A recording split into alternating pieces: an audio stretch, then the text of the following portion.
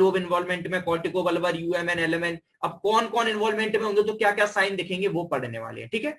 ऐसे हमने अगर फ्रंटल लोब इन्वॉल्वमेंट में आ जाएगा तो क्या साइन दिखते हैं ये आपको याद करने पड़ेंगे थोड़े। फ्रंटल लोब पता है आपको किस लिए रिस्पॉन्सिबल रहता है, हमारी मेमोरी के लिए, इमोशनल्स के लिए, हमारे इमोशंस वगैरह इन सब के लिए तुम्हारा फ्रंटल लोब रिस्पॉन्सिबल होता है। तो अगर वो इन्वॉल्वमेंट हो गया तो उसके सिम्टम्स आएंगे।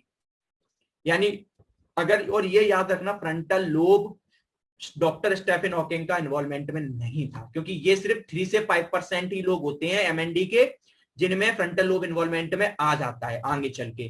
डॉक्टर स्टेफन हॉकिंग का बिल्कुल भी फ्रंटल लोब इन्वॉल्वमेंट में नहीं था, उनका सिर्फ और सिर्फ upper limb, upper motor neuron, lower motor neuron और बल्बर पाल्सी जो मोस्ट कॉमन है, जो सबका होना है, वो इन्वॉल्वमेंट में है। फ्रंटल लोब बहुत ही होता है कि 3 to 5% इन्वॉल्वमेंट में आ जाए एक्सट्रीम केस में, ठीक है। तो frontal lobe involvement, frontal atrophy किसकी किसकी, पीसीजी का मतलब क्या होता है, पीसीजी का मतलब होता है posterior cingulate gyrus, posterior cingulate gyrus, ये फ्रंटल लोब में एक पार्ट होता है, याद रख लो, याद आए, याद रहे तो ठीक है वरना कोई दिक्कत नहीं है। Posterior cingulate gyrus, posterior cingulate, cingulate, ठीक है, याद रहे तो सिंगुलेट गायरस, सिंगुलेट गायरस ये पार्ट होता है फ्रंटल लोब में, उसका इन्वॉल्वमेंट होना स्टार्ट, उसकी एट्रोफी यानी उसका डिजनरेशन होना स्टार्ट होता है, ठीक है। याद रहे तो ठीक है वरना फ्रंटल लोब याद रखना है। 3 to 5% में मिलता है, क्या मिलेगा अगर फ्रंटल लोब इन्वॉल्वमेंट हो गया, फ्रंटल डिमेंशिया, लोगों की याददाश्त कमजोर होना स्टार्ट हो जाती है, इमोशनल चेंज, क्योंकि फ्रंटल लोब इमोशन के रिस्पॉन्सिबल होता ही है, तो इमोशनल लेबिलिटी, यानी ऐसे लोग एकदम कहो बहुत ज्यादा हंसने लग जाए, बहुत ज्यादा रोने लग जाए, भयंकर आउटबस्ट लाफिंग और आउटबस्ट क्राइम, और अनप्रोवोक्ड, कोई जोक नहीं मारा फिर भी हंस रहा है, कोई गम नहीं है फिर भी रो रहा है, ठीक है। तो आउटबस्ट क्या है, अनप्रोवोक्ड आउटबस्ट, क्योंकि फ्रंटल लोब रिस्पॉन्सिबल ही होता है इमोशंस का, ये सिर्फ 3 to 5% में ही इन्वॉल्वमेंट में आए तो फ्रंटल लोब इन्वॉल्व होता है, जनरली सब में नहीं होता, सिर्फ 3 to 5%, कितना रेयर ऑफ द रेयरेस्ट हो गया।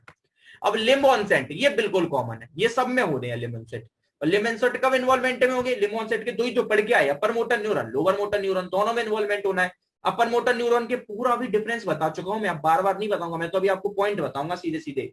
अब क्या लिखा है, अगर अपर मोटर न्यूरॉन इन्वॉल्वमेंट में आ जाए तो क्या क्या देखना है, डिफरेंस बताया था, अपर मोटर न्यूरॉन में क्या हो रहा था, टोन क्या हो रही थी, कम हो रही थी कि बढ़ रही थी, टोन बढ़ रही थी, यानी हम उनको क्या बोल रहे थे कि ऐसे अगर अपर मोटर न्यूरॉन के सिम्टम में पेशेंट में क्या दिखेगा, स्पास्टिक पैरालिसिस, पूरा डिफरेंस मैंने आपको बताया था, स्पास्टिक पैरालिसिस दिख रहा था, बेवेंस्की साइन, एक्सटेंसर प्लांटर रिस्पॉन्स, इसी को क्या बेवेंस्की साइन बोलते हो, एक्सटेंसर प्लांटर रिस्पॉन्स, क्योंकि मैंने अभी आपको बताया प्लांटर जब आपको टच करूं मैं तो प्लांटर नहीं डॉर्सीफ्लेक्शन होना चाहिए, लेकिन इन लोगों में क्या प्लांटर फ्लेक्शन करने लग जाते, इसलिए इसको बोलते हैं एक्सटेंसर प्लांटर रिस्पॉन्स, यानी बेवेंस्की साइन, बेवेंस्की साइन, ये क्या इन लोगों में क्या पॉजिटिव मिलेगा, क्या एलएमएन में मिलेगा, बिल्कुल नहीं मिलेगा सर, बेवेंस्की साइन हम डिफरेंस पढ़ के आए नहीं होता है, यानी टोन बड़ी इनमें मिलती है, एलएमएन वालों में सर क्या होगा, एलएमएन वालों में टोन कम मिलेगी मुझे, एलएमएन वालों में टोन कम मिलेगी, और इनमें कौन सा पैरालिसिस होगा, फ्लैसिड पैरालिसिस, क्योंकि इनमें स्पास्टिक मसल, इसमें होगा फ्लैसिड पैरालिसिस, ठीक है। कोई डिफरेंस है, ब्रिस्क रिफ्लेक्स का मतलब होता है रिफ्लेक्स बढ़ के, एग्जीग्रेट रिफ्लेक्स, एक रिफ्लेक्स बढ़ के मिलेंगे, और मैंने हम डिफरेंस से बिल्कुल पढ़ के आए थे, ये देखो पढ़ा था, इसमें क्या हो रहा था कि टोन इसमें बढ़ रही थी और रिफ्लेक्स इसमें बढ़ रहे थे, उसमें बेवेंस्की प्रेजेंट था, मगर इसमें देखो नेगेटिव था, टोन घट रही थी, और क्या टोन घट रही थी और रिफ्लेक्स भी कम हो रहे थे, तो ये बिल्कुल जो डिफरेंस बताया बस वो यही छाप देना, कॉपी पेस्ट कर देना, खत्म बात, तो इसमें ठीक है।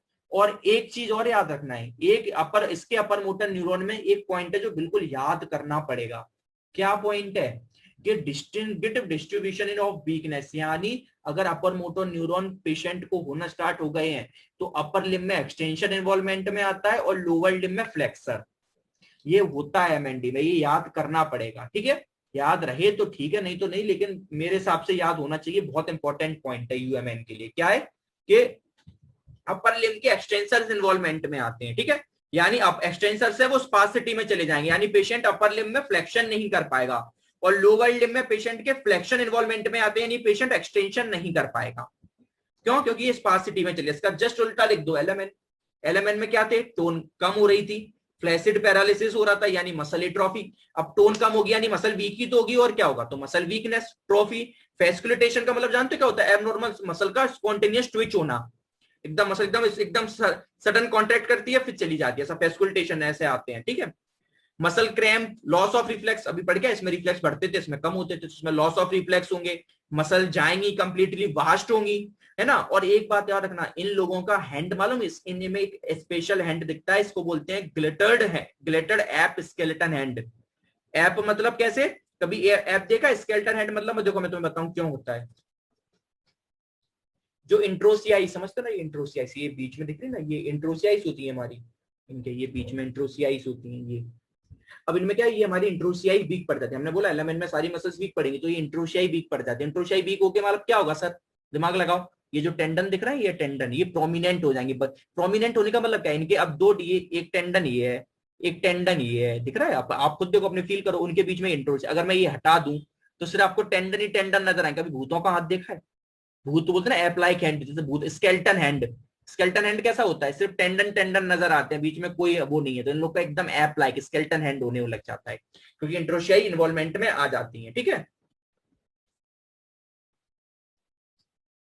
तो ठीक है, तो ये देखने को, और इसमें और एक चीज और बताऊं, एक चीज बहुत मेजर बताऊं, उसमें बहुत एक चीज एप लाइक हैंड होता है, और इस प्लस इसमें सबसे इन्वॉल्वमेंट में ये आपकी फर्स्ट कौन से डिजिटोरम इंडोर्सा या थंब और इंडेक्स फिंगर की, ये बहुत ज्यादा चली जाती है।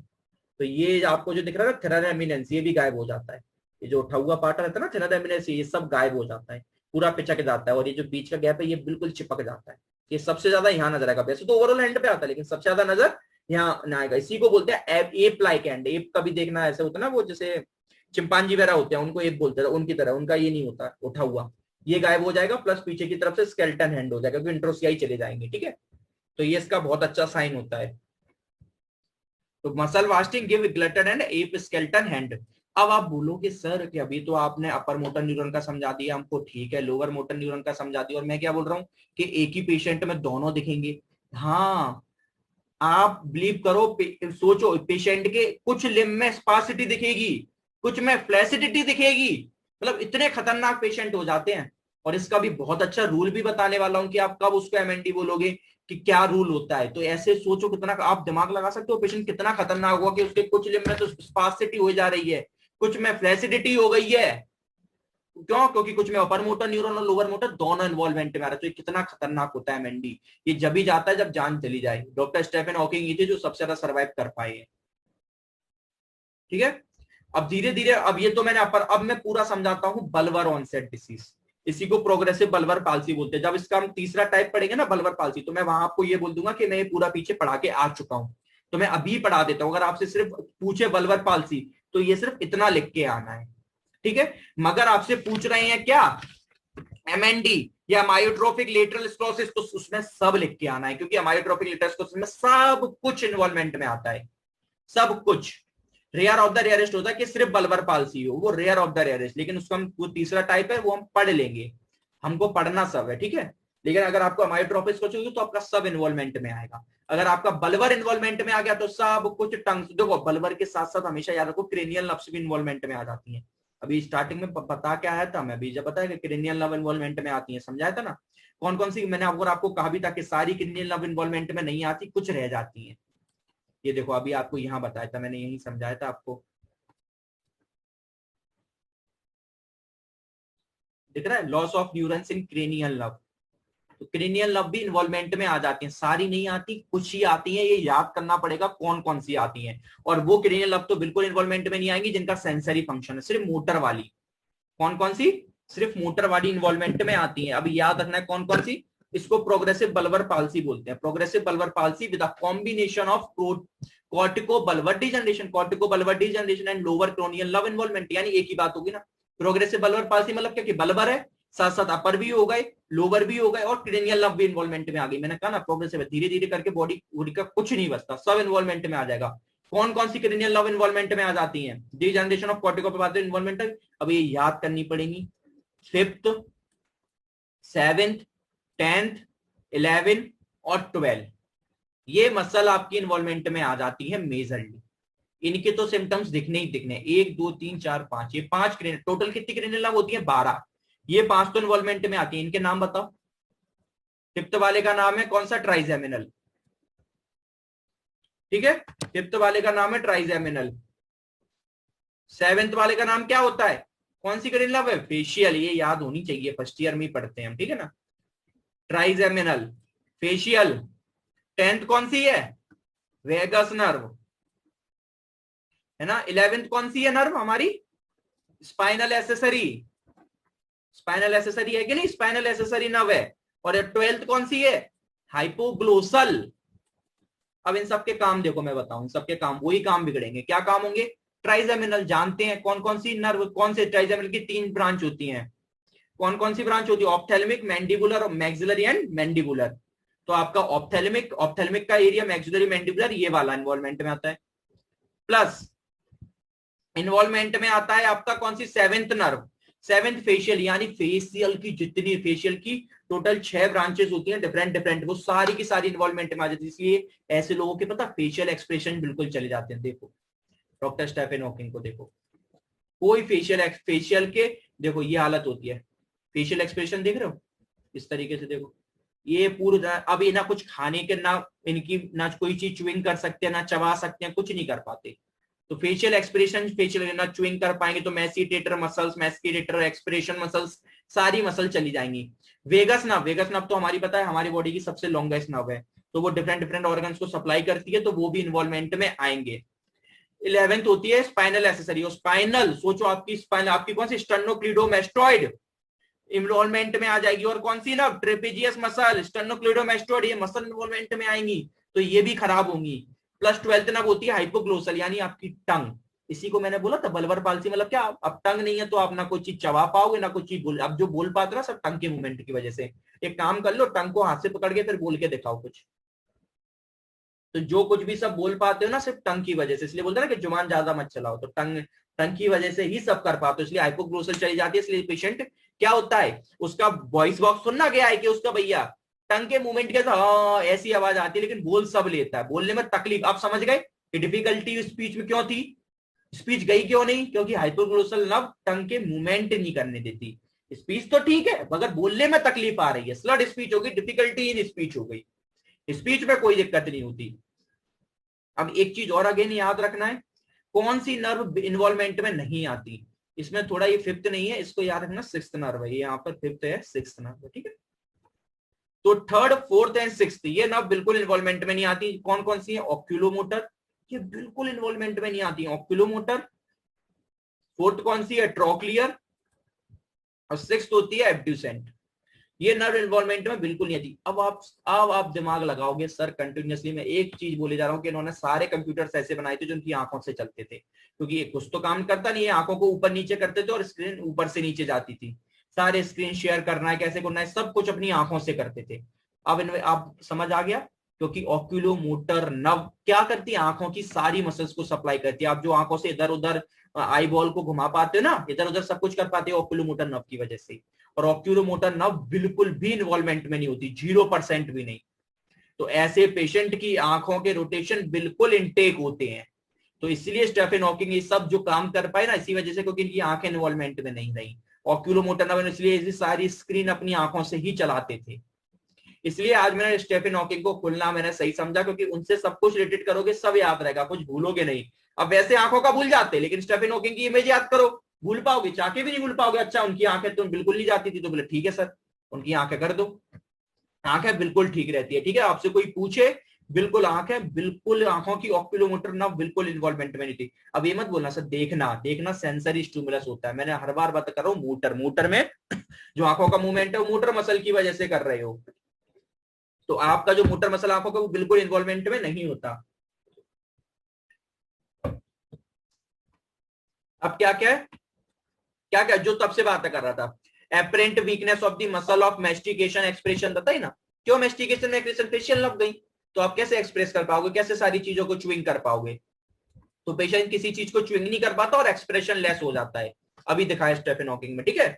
और आपके जो जर्क है वो एक्सिग्रेट हो जाते हैं, है ना। और कुछ भी आप उन्हें खिलाओगे, तुम्हारे ऐसे लोगों में क्या हो जाता है कि उनकी जो 10th नर्व है, यानी वेगस नर्व, उसकी वजह से उनका मालूम क्या है, जो सोलोइंग प्लेटल, जो पैलेटल होता है, जो अभी आप कुछ भी जैसे खाते हो और निगलते हो अंदर की तरफ, सब कुछ कहाँ जाता है? ओरोफेरिंक्स में जाता है। नाक में क्यों नहीं चला जाता नेजोफेरिंक्स में? क्योंकि आपका जो पैलेट है वो प्रॉपर काम कर रहा है। और आपका पैलेट को सप्लाई करती है वेगस नर्व। जब वेगस नर्व इन्वॉल्वमेंट है तो ऐसे लोगों को पता है मालूम, खाना इन लोग को पूरी जिंदगी फ्लूइड पे रखना पड़ता है, वरना आप कुछ भी च्युइंग करोगे तो ओरोफेरिंक्स की जगह इनका मालूम है नेजोफेरिंक्स में चला जाता है, इसलिए इनको थोड़ा सा फ्लूइडी पे ही रखा जाता है।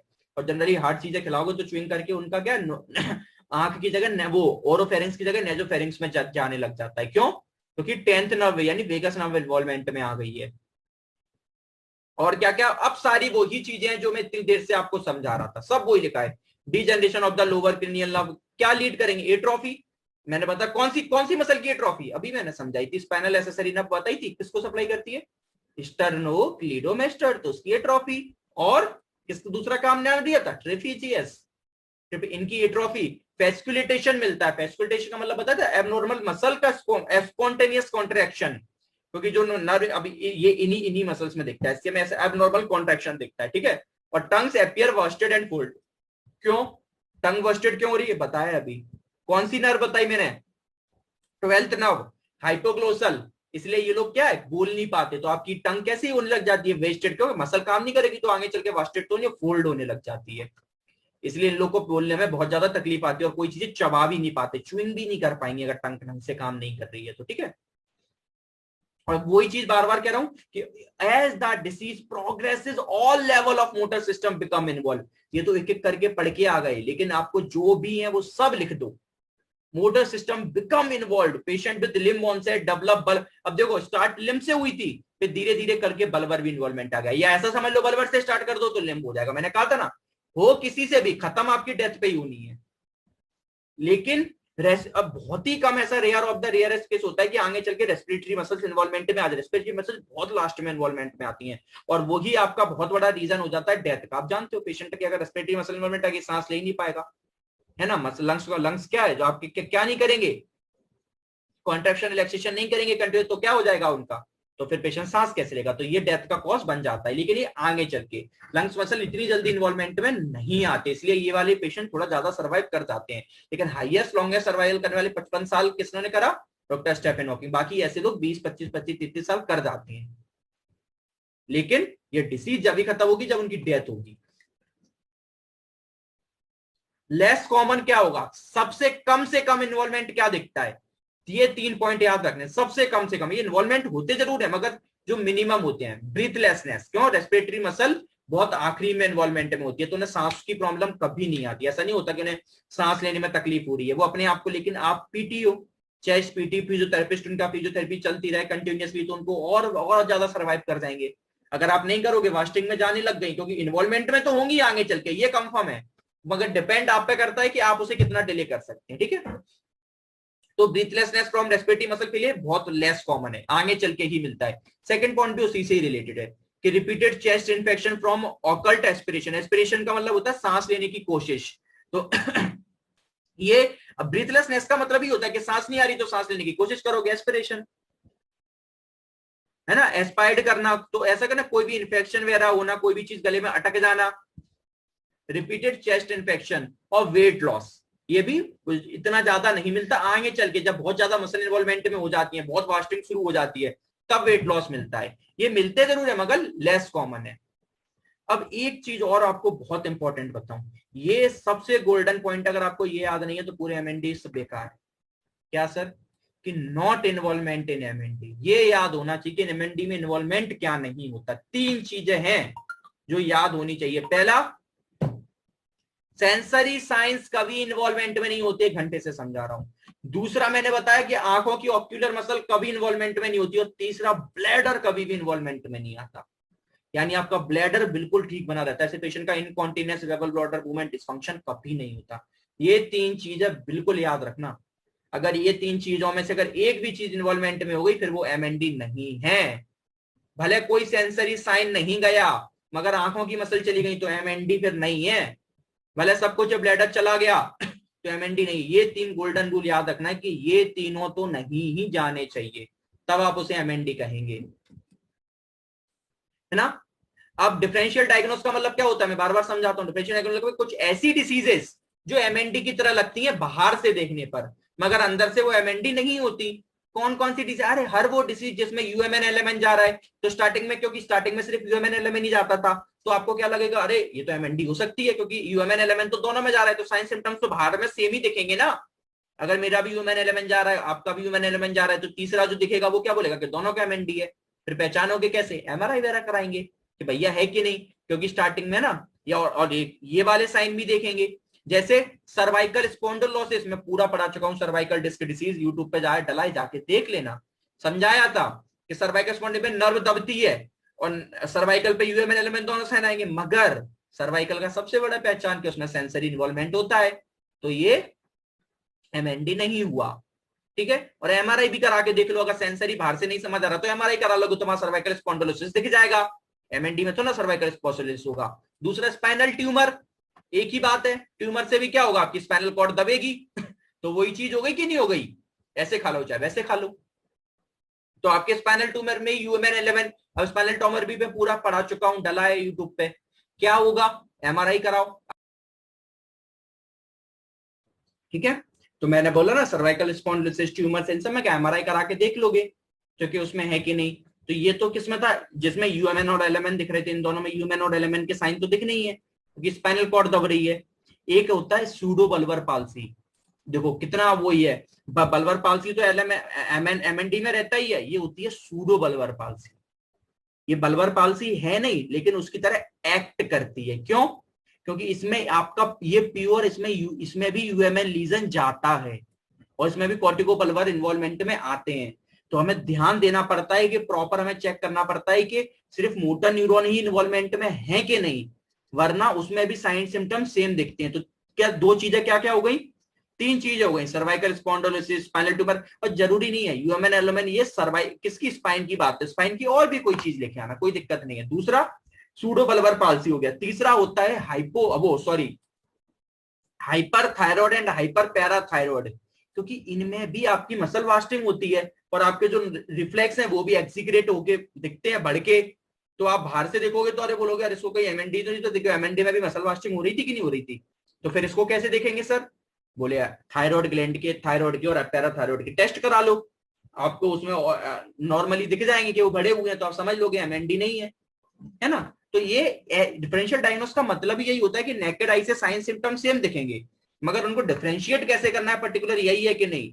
तो एमएनडी में ये पता होना चाहिए कि क्या नहीं होता, सेंसरी साइन इन्वॉल्वमेंट में नहीं होते, ब्लड नहीं होते और आंखों की मसल ये इन्वॉल्वमेंट में नहीं चाहिए, प्लस अलग से टेस्ट करा के देख लो भैया, क्या टेस्ट करा लो, ईएमजी करा लो, ये ईएमजी दिखा देगी, ईएमजी में कोई फिब्रिलेशन वगैरह, ईएमजी यानी मसल की करा लो, अगर कोई पर्टिकुलर सिर्फ मसल की प्रॉब्लम है, नर्व की नहीं है, तो आपको पता चल जाएगा अच्छा ये तो सिर्फ मसल की है, ये एमएनडी नहीं है, क्योंकि नर्व इन्वॉल्वमेंट में होना चाहिए।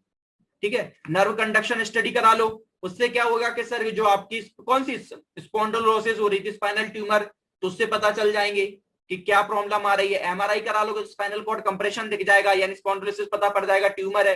थायराइड और कैल्शियम के टेस्ट करा लो, है ना, एंडोक्राइन और मेटाबॉलिक डिसीज, ये क्या बता देंगे आपको, ये आपको बता देंगे कि सर आपका थायराइड बढ़ा है, और कैल्शियम कब बढ़ता है, पैराथायरॉयड में। तो क्या थायराइड या कैल्शियम के टेस्ट करा लो, अगर ये पड़े हैं तो आपको पता पड़ जाएगा अच्छा मेटाबॉलिक डिसीज है, हमको एमएनडी नहीं है। फिर एमएनडी कैसे डायग्नोस करेंगे, उसके लिए टेस्ट बताता हूं। एमएनडी प्रॉपर कैसे डायग्नोस करोगे कि ये एमएनडी है। तो एमएनडी की मैंने सबसे इंपॉर्टेंट पॉइंट आपको कुछ बताई थी, एक बहुत अच्छा, क्या बताया था कि एंटीरियर हॉर्न सेल्स की, अगर आपको मैंने देखी थिनिंग हो रही थी, बिल्कुल पतला हो रहा था, तो सबसे बड़ा साइन तो वो ही है।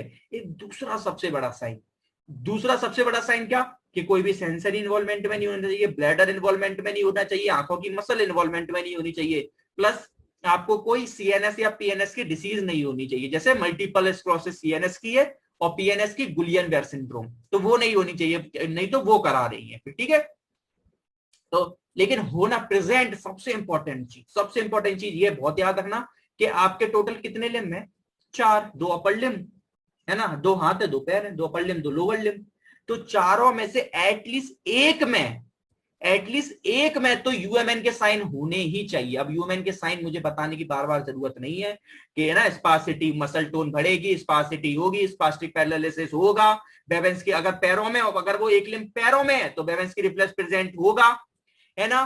तो और अब आपके क्या बोलते हैं, रिफ्लेक्स एग्जीक्रेट होके मिलेंगे, इनवॉलेंट्री मूवमेंट मिलेंगे, यानी क्लोनस मिलेगा। तो वो जो स्टार्टिंग से समझा के आ चुका हूं, वो एटलीस्ट वो सारे सिम्टम आपके एक लिम्ब में तो मिलना ही चाहिए, 2 हाथ है 2 पैर है, किसी एक में तो मिलना चाहिए भाई साहब। और एलएमएन एटलीस्ट 2 में, 4 में से 2 में एटलीस्ट एलएमएन साइन में। एलएमएन आप जानते हो क्या, कि फ्लैसिडिटी होनी चाहिए, रिफ्लेक्स गिरने चाहिए, है ना, बेमेंस की रिफ्लेक्स पॉजिटिव नहीं मिलेगा, है ना, सारी पैरलिस होगी, मसल वीकनेस होगी, मसल की एट्रोफी होगी, रिफ्लेक्स आपके चले जाएंगे, ठीक है, कोई भी इनवॉलंटरी मूवमेंट नहीं आएगा। जो इतनी देर से समझा रहा था वही मैं रिपीट कर रहा हूं। तो ये आपको दिखना चाहिए। अब आप पूछोगे सर इसका मतलब क्या है, इसका मतलब है कि दोनों साथ में ही दिखने चाहिए, ठीक है, दोनों दिखने चाहिए। हाँ ये बात सही है, स्टार्टिंग में आपको अगर यूएमएन से स्टार्ट हुआ है तो सिर्फ यूएमएन ही दिखेगा, आगे चल के एलएमएन, लेकिन जिनका प्रोग्रेसिव हो गया ना यूएमएन, उनमें दोनों में दिखेगा। तो यूएमएन वाला साइन एटलीस्ट एक पे तो दिखना चाहिए तभी उसको बोलोगे, और एलएमएन साइन एटलीस्ट 2 में दिखनी चाहिए। दोनों का मतलब क्या है, या तो दोनों पैर में दिखे, या दोनों हाथ में दिखे, या एक पैर या एक हाथ में दिखे, कोई जरूरी नहीं है, ठीक है। और एक यूएमएन मतलब चाहे किसी हाथ में दिख जाए चाहे पैर में, एक में तो जरूर दिखना ही चाहिए एटलीस्ट। एटलीस्ट ये नहीं कि आप ये मत याद कर लेना कि भैया एक में ही दिखता है, नहीं नहीं नहीं, एंड में तो पूरी बॉडी में ही दिखना है, लेकिन एटलीस्ट स्टार्टिंग में तो इतना दिखना चाहिए, तभी आप उसको एमएनडी बोलोगे। तो ये गोल्डन रूल याद रखने हैं, ठीक है, ये बार बार ये, इसलिए मैं 10 बार रिपीट कर रहा हूं कि आपको, नहीं तो मैं आगे निकालू, 12 बार इसलिए रिपीट कर रहा हूं कि ये भूल नहीं जाओ। ट्रीटमेंट क्या करोगे सर, अब मैं आपको बता चुका हूं, ट्रीटमेंट मैं नहीं बताऊंगा, सिर्फ यहाँ टाइम पास के लिए लिख दिया, बाकी आप होशियार हो, सब ट्रीटमेंट आप लिख के आओगे, सब कुछ। जिनकी मसल स्पासिटी में जा रही है उन्हें फ्लैसिड करो, जिनकी फ्लैसिटी यानी पीटी बीटी ओटी करोगे, बाकी सारे सिम्टोमेट्रिक ट्रीटमेंट। मैंने कहा ना इसका कोई ट्रीटमेंट है क्या, नहीं है। तो फिर सिर्फ सिम्टम्स, क्या सिम्टम आ रहे हैं, अगर यूएमएन तो यूएमएन था तो मसल क्रैम्प आ रहे थे, स्पासिटी आ रहा था, उन्हें कम करोगे। फैस्कुलेटेशन आ रहा था, मसल स्टिमुलेट हो रही थी, वो से ठीक करो। पेन वगैरह अगर हो रहा है, पेन याद रखना क्यों होगा, क्योंकि मसल क्रैम्प में जा रही है तो उसकी वजह से, मसल वास्टिंग हो रही है उसकी वजह से पेन होगा, कोई सेंसरी इन्वॉल्वमेंट नहीं है। तो मत बोलना कि सेंसरी इन्वॉल्वमेंट कैसे पेन है, पेन इस वजह से आ रहा है क्योंकि मसल खराब हो रही है, मसल वास्टिंग में जा रही है, तो पेन तो वो नहीं है ना, आगे चल के स्पासिटी जा रही है। आप भी जिम विम करके आओ, मसल स्पास में चली जाती है तो उसका मतलब इतना कि नर्व इन्वॉल्वमेंट में हो गई, वो तो मसल स्पास में चली गई तो पेन होगा ही होगा, नॉर्मल सी बात है, तो उसका पेन है। और क्या, एंटी कन्वल्जेंट ड्रग दोगे, क्यों दोगे एंटी कन्वल्जेंट ड्रग भैया, अभी पढ़ के आए थे, इनवॉलंटरी मूवमेंट हो रहा था यूएमएन में, एलएमएन में नहीं हो रहा था। अगर यूएमएन का अगर इनवॉलंटरी मूवमेंट हो रहा है तो एंटी कन्वल्जेंट ड्रग दो, जैसे कार्बामेजिन, फेंटोपाइन, है ना। ये पेन के लिए क्या दे दोगे, एनसेड्स, मसल रिलैक्सेंट देने पड़ेंगे क्योंकि मसल में क्या स्पासिटी हो रही थी यूएमएन में, तो डाइजीपाम, लोराजीपाम, ये सब क्या है, मसल रिलैक्सेंट है। तो ए टू जेड आपको जितना मैं समझा के आ चुका हूं उसको लिख के आ जाना, जितने सिम्टम्स बताए थे उनका आगे ट्रीटमेंट लिखना। अगर डिप्रेशन एंजाइटी वगैरह हो रही है तो एसएसआरआई यानी एंटी डिप्रेसिव ड्रग दोगे, है ना, फ्लूरोजेक्टाइन होता है। और मैंने बताया था कौन से सिम्टम्स, बलवर, एनरेथिया और डिसैथिया, यानी स्पीच हो रही थी तो क्या दोगे, speech associated and communication aid, जो किसका, जो स्टेफन हॉकिंग यूज करते थे, कम्युनिकेटिव एड होते थे जिससे एक दूसरे से कम्युनिकेशन कर पाते क्योंकि उन्हें बोलने में प्रॉब्लम होती थी, तो ऐसे कम्युनिकेटिव एड दिलवाओ, है ना। डिस्फेजिया और एस्पिरेशन हो रहा है तो क्या, परक्यूटेनियस एंडोस्कोपी गैस्ट्रोटोनी करवाते कि अंदर पे कोई चीज अड़ तो नहीं रही है, क्योंकि एस्पिरेशन सांस लेने में कुछ कुछ निकलने में दिक्कत आती है, बाहर निकल के आ रहा है, एक्सपायर्ड हो रहा है। नेजोफेरिंग्स में जा रहा था तो क्या, एंडोस्कोपी करा के देख लो अंदर क्या प्रॉब्लम है, फिर उसको ठीक करने की कोशिश करो। इसमें सबसे बड़ी चीज पता है, बहुत ज्यादा न्यूट्रिशन, ऐसे पेशेंट का न्यूट्रिशन, इन पेशेंट पता है स्टीफन हॉकिंग का सबसे बड़ा रीजन ही यही माना जाता है कि उन्होंने अपने सिम्टम्स पे बहुत वर्क करा। उनको जो चीज बढ़ती हुई नजर आ रही थी वो तुरंत उन्होंने अपनी डाइट बहुत मेंटेन रखी, क्योंकि वो फ्लूइड पे रहे, जानते हैं कि नेजोफेरिंग्स में जा रहा है, उन्होंने एस्टिमेट कैलोरी खाते थे, वो जानते थे कि भैया कि हमारी मसल वास्टिंग हो रही तो हमें इतना ही खाना है कि मसल वास्टिंग में ना जाओ, ज्यादा नहीं खाना क्योंकि हम चल नहीं पाते तो हम उसे डाइजेस्ट नहीं कर पाएंगे। तो गिवन अमाउंट की कैलोरी लेते थे, कितना विटामिन कितना सप्लीमेंट हमें जरूरत है कि हमारी मसल वास्टिंग में, क्योंकि प्रोग्रेसिव है। लेकिन इसकी सबसे प्यारी बात मालूम क्या है, ये क्रॉनिक प्रोग्रेसिव नहीं है, एकदम नहीं है कि सटाक एकदम नहीं हो रही है, एकदम नहीं हो रही कि आपका एकदम ही कोई चीज हो रही है, धीरे धीरे करके साल लगती है, किसी में 20 साल में हो रहा है, किसी में 30 साल में हो रहा है ना, डिपेंड करता है। तो ये इसमें सबसे बड़ा फायदा है, तो आप इसको अच्छे से कैरी आउट कर सकते हो और आप अपनी लाइफ स्पैन बढ़ा सकते हो। मसल वीकनेस के लिए क्या, पीटी सबसे इंपॉर्टेंट रोल। अब पीटी का सब कुछ लिखे आना, ठीक है। मसल के आप क्या करोगे, वॉकिंग एड्स बनाओगे, स्प्लिंट वगैरह लगवाओगे, चलने के तरीके सिखाओगे, लेकिन फिर आगे चल के तो ये हालत हो जाती है कि इस पे आना पड़ जाता है। पहले देखो जब ये छोटे थे 21 साल के, तब कुछ तब ये इस चेयर पे थे, फिर धीरे धीरे करके तो पूरा फिर ऐसी हालत हो गई कि ये लगाना पड़ गया, क्योंकि सर भी उनका एक तरफ गिरने लग गया था। तो इस तरीके से सारी चीजें होना स्टार्ट हो जाती हैं। आगे चल के अगर रेस्पिरेटरी फेलियर हो गया तो क्या, वेंटिलेटर वगैरह लगाओगे और क्या करोगे। डिसीज मॉडिफाइंग ट्रीटमेंट मतलब क्या, राइलुजोल दिया जाता है। राइलुजोल कुछ नहीं, एंटी कन्वल्सेंट ड्रग ही होता है, ठीक है, जो आपको कन्वर्जन आ रहे थे उन सब के लिए दिया जाता है, ठीक है। तो ये सारा ट्रीटमेंट तो मैंने आपको सिर्फ एक जनरल आइडिया दिया है, ट्रीटमेंट आपको ही लिख के आना है, क्योंकि हजारों सिम्टम्स में तब से अब तक बता चुका हूं, तो उनके बेस पे ट्रीटमेंट आप सारा का सारा लिख देना, ठीक है। नेक्स्ट होती है स्पाइनल मसल एट्रोफी, ये नेक्स्ट वन है। अभी तक हम पढ़ के कौन सी आए थे, अमाइलोट्रोफिक लेटरल स्क्लेरोसिस, ये होती है स्पाइनल मसल एट्रोफी। ये अगर एमएनडी बहुत बड़े मार्क्स में आ रहा है पूरे 14 नाम में, तो स्पाइनल मसल एट्रोफी को भी मेंशन करके आना है। अगर 8 में है तो सिर्फ उसको लिखे आओ, बस, मोर देन इनफ है, ठीक है। अगर 14 में आ रहा है तो ये, अगर 8 में आ रहा है तो सिर्फ नाम लिखे आना कि MND also called spinal muscle atrophy और बल्बर पाल्सी, बस इतना लिखे आना। और अगर 14 में तो थोड़ा बहुत इनके बारे में समझा के आना, ठीक है। बाकी मेन हमारा सिर्फ पूरा का पूरा ध्यान एक ही की तरफ होता है, जो 90%, मोर देन 90% होता है, दैट इज अमायोट्रोफिक लेटरल स्क्लेरोसिस। उसका दूसरा नाम क्या था, लो गेहरेक्स डिसीज, LOU, लो गेहरेक, GHRIG डिसीज, ये होता है स्पाइनल मसल एट्रोफी, इसको बोलते हैं SMA, ठीक है। ये क्या, ये याद रखना, ये वर्ल्ड वाइड मालूम है second most common fatal disease. अगर ये हो गई, ये अगर हो गई तो मरना ही मरना है, आदमी को बहुत जल्दी मरना है ये, इसलिए तो ये बहुत खतरनाक होती है, इसलिए बहुत रेयर भी होती है।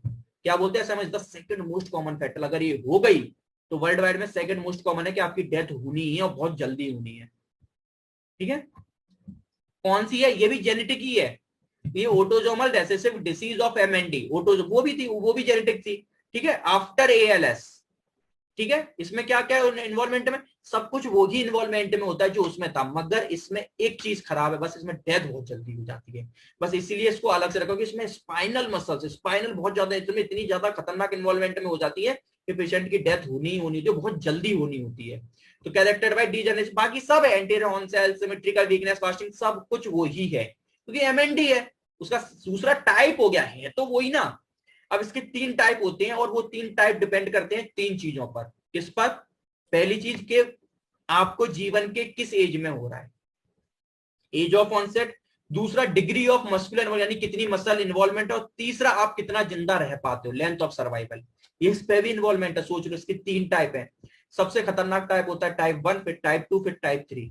टाइप 1 याद रखो, 3 चीजों में बात करेंगे। टाइप 1 को एक चीज क्या बोलती है, वियर्डनिंग हॉफमैन डिसीज, ये याद रखना है 2 मार्क्स में, यहां से एक नाम आ सकता है, फिर आप सोचेंगे क्या है ये, Werdnig Hoffmann disease is a type 1 spinal muscle atrophy in क्या, मोटर न्यूरॉन डिसीज, ठीक है। ऑटोसोमल रिसेसिव डिसऑर्डर तो ये तो ऊपर ही पढ़ा है, ठीक है। क्या देखेंगे इसमें टाइप 1 में, A to Z सारे क्लिनिकल फीचर्स वो ही दिखेंगे जो उसमें दिखते थे, मगर इसका एक नाम और है, एक्यूट इन्फेंटाइल। एक्यूट इन्फेंटाइल मतलब क्या, एक्यूट इन्फेंटाइल का मतलब ये है कि ये आपका एकदम बिल्कुल जो बच्चे एकदम पैदा होते हैं ना उन्हीं के अंदर, ये मालूम कहां से स्टार्ट हो जाता है, बच्चे बॉम्ब यूट्रस के अंदर होते हैं, उसी टाइम पे उनके अंदर ये इन्वॉल्व हो जाता है, उसी के अंदर उनको ये वाली MND हो जाती है, स्पाइनल मसल एट्रोफी। ये बच्चों में ही होती है जनरली, ठीक है, मोस्ट कॉमन, ठीक है, ऐसे नहीं बड़ों में नहीं होती, मैं बताऊंगा आगे। टाइप 1 बच्चों में ही होता है और यूट्रस फेज में ही स्टार्ट हो जाता है। क्या क्या मिलता है, रिड्यूस फीट, जब आप पेट के अंदर होते हो तो आपका फीटल मूवमेंट चला जाता है, क्योंकि हाथ पैर जो पैरों में, क्योंकि आप सोचो कितनी खतरनाक है, लोगों का भार आता है यहाँ यूट्रस के अंदर ही मूवमेंट चला गया। तो reduce foetal movement in late pregnancy with weakness and hypotonia and at birth, क्या हो गया, पूरी मसल की पूरी वीकनेस हो जाती है, एकदम कैसे फ्लासिडिटी में चली जाती है, ठीक है, सब कुछ खराब हो गया। अब सब कुछ लिख दो, सोलोइंग, सकिंग, अब नया बच्चा है तो सकिंग करके मिल्क फीडिंग करेगा, स्वेलिंग, कुछ नहीं निगल नहीं पाएगा, कुछ खाने पे, अब क्या होगा हालत, है ना। हाइपोटोनिक पोस्चर हो जाता है, बच्चों के पैर मालूम कैसे होते हैं, अबडक्टेड और एक्सटर्नल रोटेशन। कभी बच्चों को नया बच्चे देखा, वो कैसे रहता है, अपने हाथ पैरों को चिपका के रखता है, मतलब अडक्शन में रखता है कंटिन्यूसली, अडक्शन में रखता है। कभी बच्चा देखा नया एकदम हाथ चिपका के रखेगा पैरों को अडक्शन में, लेकिन ऐसे बच्चे आपको मालूम कैसे मिलेंगे, अबडक्शन, उल्टे, एबडक्शन और एक्सटर्नल रोटेशन। क्यों, क्योंकि एडक्शन में रखने, आपने कभी बच्चों का एक काम करना, जब छोटे बच्चों अगर आपने करे तो उनको हाथ पकड़ के आप उन खींचने की कोशिश करते हैं ना, तो ताकत लगाते हैं। इसका मतलब क्या है कि उनकी मसल्स में क्या होती, पावर होती है एडक्शन के लिए, लेकिन अगर वो पावर खत्म हो गई तो मसल्स तो वो एडक्शन में कर ही नहीं पाते, हाथ पैर किस में चले जाते हैं, अबडक्शन और एक्सटर्नल रोटेशन में। ये बच्चों की बात हो रही है क्योंकि ये सिर्फ बच्चों में ही होता है, टाइप 1, इसलिए इसका नाम क्या था, acute infantile spinal muscle atrophy, इसलिए इसका एक नाम ये भी था, 2 नाम थे, एक्यूट इन्फेंटल स्पाइनल मसल एट्रोफी और वर्डनिंग हॉफमैन डिसीज। तो बच्चों की कैसे हाथ पैर मिलेंगे, अबडक्शन और एक्सटर्नल रोटेशन में, जिसको हाइपोटोनिक पोस्चर बोलेंगे। सिंपल वाले, ये याद रखना, ये याद करने वाली जरूरत नहीं है। बच्चे कैसी पोजीशन में होते हैं, अडक्शन और इंटरनल रोटेशन, उसको उल्टा लिख दो। कॉन्ट्रेक्चर्स बनना स्टार्ट हो जाते हैं, मसल वास्टिंग स्टार्ट हो जाती है, फैसिलिटेशन तो उसमें भी होते थे, इसमें भी होते हैं। अब इसमें देखो क्या होता है, ये धीरे धीरे करके आपके सारे मोटर न्यूरॉन, जितने मोटर माइलस्टोन होते हैं सब डिले। मोटर माइलस्टोन का मतलब कि एक लिमिटेड टाइम पीरियड पे उसे हाथ पैर हिलाना था, इस महीने पे उसको बैठना था, इस महीने पे सब कुछ चला हो जाता है। और 95% केसेस में बच्चा 18 महीने यानी 1.5 साल होते होते मर जाता है। 95% बच्चे हैं जो 1.5 साल के ऊपर जी ही नहीं पाते। 5% ही ऐसे जो 1-2 साल और जी जाए, वरना इसमें डेथ होनी ही होनी। तो अब आप दिमाग लगा लो ये कितना खतरनाक था। इसलिए रेयर ऑफ द रेयरेस्ट होता है। इसी के अंदर टाइप 2 होता है, उसका नाम क्या होता है, क्यूगलबर्ग विलेंडर डिसीज। उसका नाम था एक्यूट इन्फेंटाइल, इसका नाम है लेट इन्फेंटाइल और जुवेनाइल। यानी ये एकदम पेट के अंदर ही हो रहा था, यूट्रस फेज में। ये थोड़ा कुछ समय बाद होगा, जब बेबी कुछ महीनों का हो जाएगा फिर ये होना स्टार्ट होगा, यानी कुछ साल होगा, 1-2 साल का तब होना स्टार्ट होगा, ठीक है।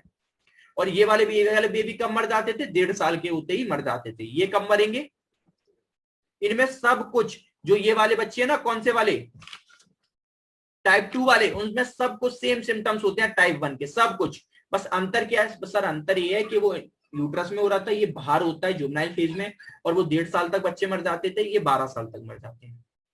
क्यों, क्योंकि इससे थोड़ा ये स्लो प्रोग्रेस, वो एकदम खतरनाक था, ये थोड़ा स्लो प्रोग्रेसिव है, इसमें एटलीस्ट थोड़े ज्यादा जी जाते हैं। तो pathological feature similar to welding, यानी टाइप 1 जैसा सेम है लिम्ब गटल मसल इन्वॉल्वमेंट में, मगर बस मेन डिफरेंस क्या है सर, ये थोड़ा सा स्लो प्रोग्रेसिव है और जल्दी शुरू नहीं होता। वो इन्फेंट में हो रहा था, ये नहीं, ये किसमें शुरू हो रहा था, ये शुरू हो रहा था सर अपना जुवेनाइल फेज में, उसमें 1.5 साल के में डेथ हो रही थी, इसमें 12 साल के में होती है। Median age of death 12 year.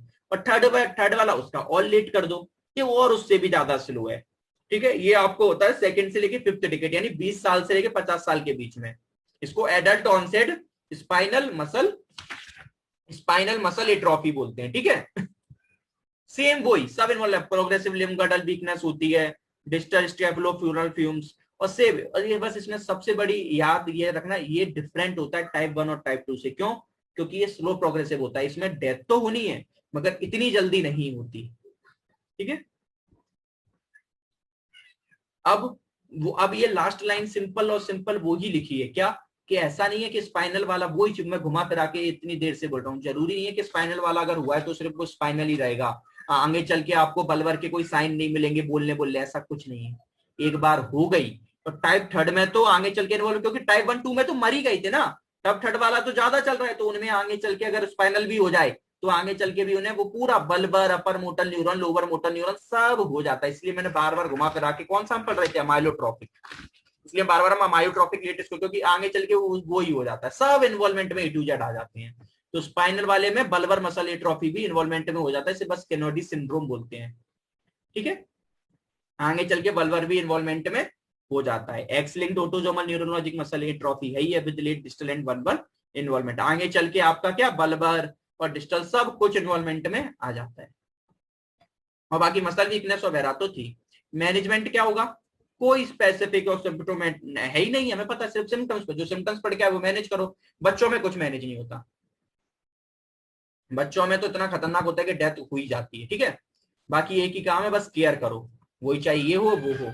और लास्ट वन टाइप है इसका बल्बर पाल्सी, और ये मैं पूरा का पूरा एक्सप्लेन करके आ चुका हूँ। बहुत ही रेयर ऑफ द रेयरेस्ट होता है कि सिर्फ बल्बर पाल्सी आपको अलग से हो जाए, और अगर अलग से हो भी जाएगी तो आगे चल के धीरे धीरे सब इन्वॉल्वमेंट में आ जाती है, ठीक है। लेकिन बस टाइप 3 जरूर याद रखना है कि पहला वाला टाइप हमारा था अमेट्रोफिक लेटरल स्कोलोसिस, दूसरा टाइप था हमारा स्पाइनल मसल एट्रोफी, और तीसरा बल्बर पाल्सी। पूरा का पूरा बल्बर पाल्सी मैं आपको अमायो ALS में पूरा पढ़ा चुका हूँ। अमायोट्रोपिक लेटरल में पूरा मैंने बल्बर पाल्सी पढ़ा, तो मैंने कहा तो मैं तीसरे में नहीं पढ़ाऊंगा, और पूरा अगर आता है तो पूरा अलग से वो ही लिखना होता है, एक ही बात है, ठीक है। तो क्या, progressive bulbar palsy also called है, जो bulbar palsy also called as progressive bulbar palsy, वो एक ही बात है। आगे उसको प्रोग्रेसिव बोल रहे थे, प्रोग्रेसिव क्यों बोलते थे, क्योंकि क्रेनियल नर्व इन्वॉल्वमेंट में आ रही थी। तो सब लिख दो, type of MND that affect nerve, पूरा वही पढ़ के, कौन कौन से आप तो नर्व ही याद है, फिफ्थ वगैरह सब नर्व लिख दो। Supply the bulbar muscle, there must that control speech, swallowing and chewing। इसमें तो मैंने सिर्फ 4 लाइनें लिखी हैं, बाकी सब में तो पूरा वही लिख के आ जाओ। जो पूरा अपन ने तैयार करा है। तो प्रोग्रेसिव बल्बर पॉलिसी में also result in weakness of the facial muscle tongue, वही बात लिखी है।